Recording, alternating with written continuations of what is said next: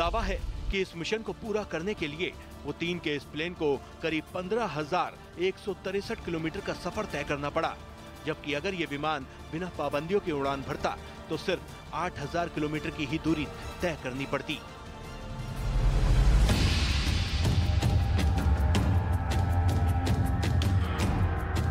यानी ये सफर सिंगापुर और न्यूयॉर्क के बीच दुनिया की सबसे लंबी उड़ान जितना रहा। ऐसा इसलिए हुआ क्योंकि यूक्रेन पर युद्ध थोपने के लिए यूरोप के ज्यादातर देशों ने रूस के लिए अपना एयर स्पेस बंद कर रखा है।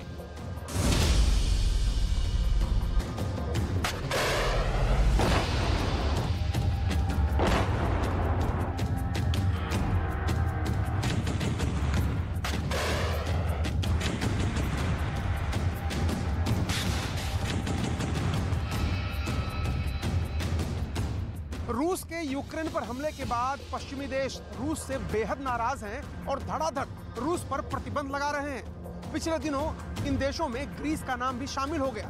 ग्रीस ने रूस के 12 राजनयिकों को अपने देश से निकाल दिया।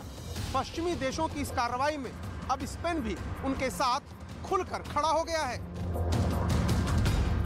ग्रीस ने 12 रूसी राजनयिकों को देश छोड़ने का हुक्म दिया था। उसके पीछे वजह जासूसी बताई जा रही है। ग्रीस के साथ स्पेन ने भी यूरोपीय देशों के नक्शे कदम पर चलते हुए रूसी राजनयिकों और दूतावास के कर्मचारियों को देश से निकलने का आदेश दिया था। ग्रीस और स्पेन के इस एक्शन के बाद पुतिन ने अपने राजनयिकों को स्वदेश लाने के लिए ये विमान भेजा था, लेकिन यूरोपियन यूनियन के उड़ान प्रतिबंधों की वजह से रूस के विमान को एयर स्पेस नहीं मिला, जिसके बाद रूसी विमान को लंबा चक्कर लगाना पड़ा। यूरोपियन यूनियन के देशों का रूस पर प्रतिबंधों का असर स्पष्ट दिख रहा है। बावजूद इसके पुतिन ने ऐलान कर दिया कि अमेरिका और यूरोपीय देशों के प्रतिबंध का असर उनके देश पर पड़ ही नहीं रहा है। यही नहीं, पुतिन ने तो यहाँ तक कह दिया कि अमेरिका और यूरोपीय देशों ने प्रतिबंध लगाकर अपने ही पैर पर कुल्हाड़ी मार ली है।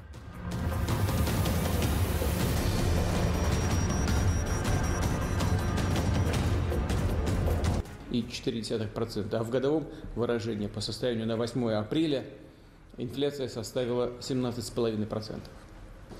Обращаю внимание коллег из правительства, Центрального банка. आर्थिक प्रतिबंधों को लेकर पुतिन ने जिस तरह से अमेरिका और यूरोप पर पलटवार किया है, इससे पहले कभी ऐसी बात नहीं की थी। इस बार उन्होंने जो कहा बिल्कुल साफ कहा।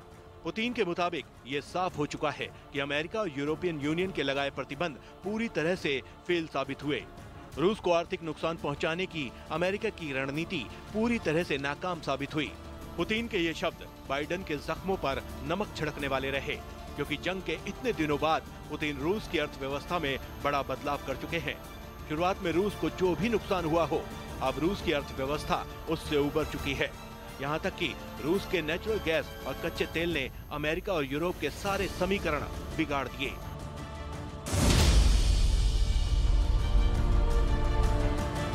पुतिन ने यहाँ तक कहा कि बैन लगाने वाले देश खुद अपने ही जाल में फंस गए हैं। वर्चुअल मीटिंग के दौरान पुतिन ने कहा कि बैन लगाने वाले देश महंगाई की मार झेलने पर मजबूर हैं।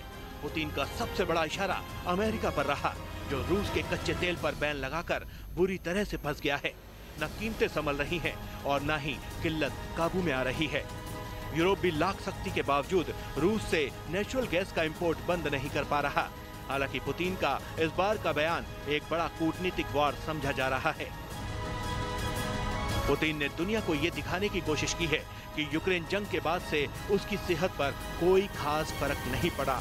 Можно уже уверенно сказать, что такая политика в отношении России провалилась.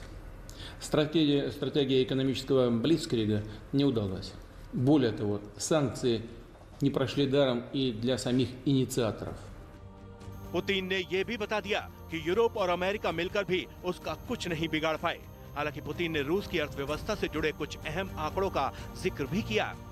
उन्होंने ये माना कि महंगाई इस वक्त रूस में भी ऐतिहासिक ऊंचाई पर है, लेकिन पुतिन ने दावा किया कि वहां के लोगों की मदद के लिए रूस की सरकार कड़े कदम उठाने वाली है।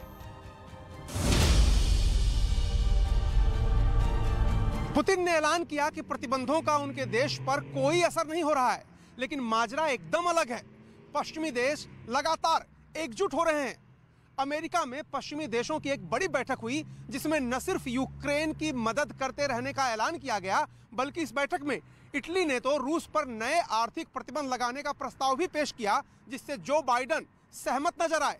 मतलब पश्चिमी देश और अमेरिका मिलकर प्रतिबंधों का शिकंजा पुतिन पर लगातार कसते रहने वाले हैं, जो पुतिन की मुश्किल बढ़ाने वाला है। दावा है कि बाइडेन की इस मीटिंग में France, Germany, Britain, Canada, Italy, Poland और रोमानिया शामिल हुए थे और सबने मिलकर पुतिन के खिलाफ और एक्शन लेने पर सहमति बनाई है। इस बीच सर्बिया की राजधानी बेलग्रेड में पहुंचे अमेरिकी सीनेट के एक ग्रुप ने सर्बिया से रूस पर और प्रतिबंध लगाने की मांग की है।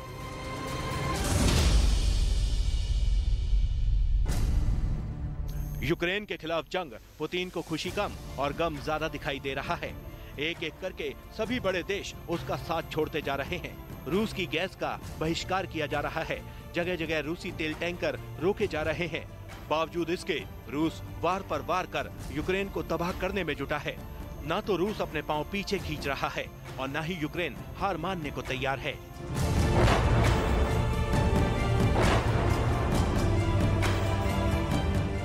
जहां रूस के समर्थन में चीन खड़ा है, तो वहीं यूक्रेन को यूरोपीय देशों का समर्थन मिल रहा है। युद्ध के मैदान में ना सही, लेकिन यूरोपीय देश अब पुतिन के अहंकार को व्यापारिक मैदान में चुनौती दे रहे हैं।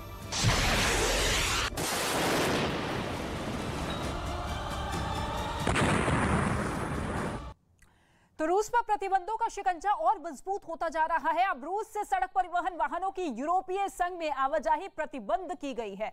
इसके साथ ही आपको बता दें कि कई देशों ने अपने बंदरगाहों पर भी रूस के जहाजों पर भी बैन कर दिया है। इसकी शुरुआत इटली जैसे शक्तिशाली देश ने की है। इसके अलावा रोमानिया, बेल्जियम, बुल्गारिया, एस्तोनिया ने भी रूस के जहाजों पर बैन लगा दिया है। यानी कि रूस पर अब प्रतिबंधों की मार और तेज होती जा रही है। ये रूस की अर्थव्यवस्था के लिए घातक साबित होंगे।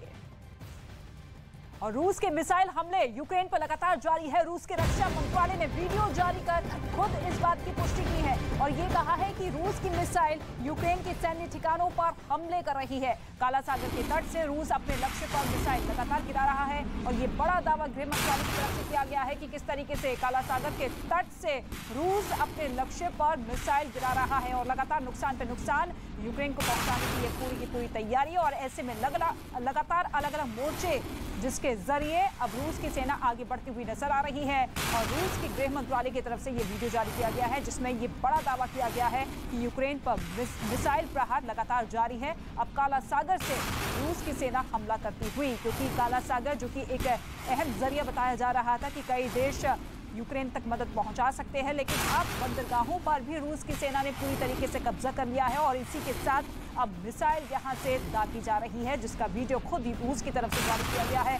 और ये बताने की कोशिश की गई है कि भले ही 50 दिन से ज्यादा का वक्त बीत चुका है, लेकिन हमले आज भी जारी है।